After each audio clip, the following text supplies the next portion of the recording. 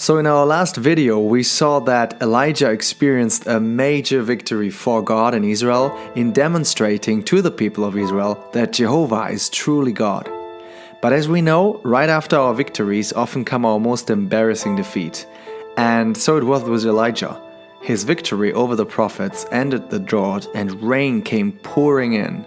But Jezebel, the wife of Ahab, was furious because she had initiated idolatry in the first place and therefore wanted to kill Elijah. So when Elijah heard this, he became weak. I mean, it's interesting, isn't it? He could stand against 850 prophets, but would be afraid of one single woman. And so it is with us sometimes. So Elijah runs into the desert, sits down under a tree and prays. And it's wonderful to see that God does not answer all our prayers. And so it was with Elijah, because his prayer was, "Let me die, God." You know, God has much more in store. He makes him a cake and then gives him a drink. And this happens twice while he's sleeping in between. And then he can walk after this cake, he can walk for 40 days. I mean, I call this a real energy drink. But even after this miraculous help and then this miraculous walk that Elijah did, Elijah falls into what we would call a depression. He blames Israel before God for being unfaithful, and he makes the assumption that he is the only one left that is faithful. And you know what is interesting? Is that normally God in the New Testament only mentions the positive actions of Old Testament saints. But here's an exception.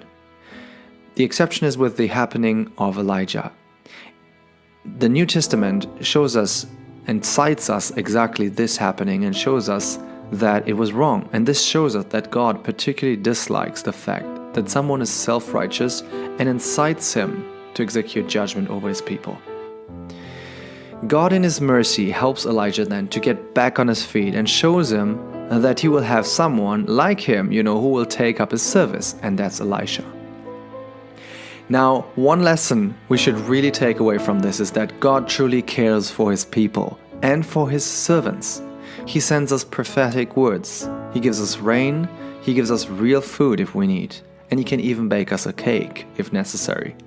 Our duty is to be faithful and not to think that we are the only ones who still care about God.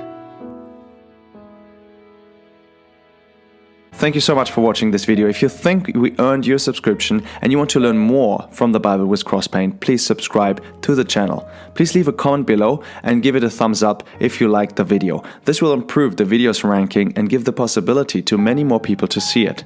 Thank you so much for your support and God bless.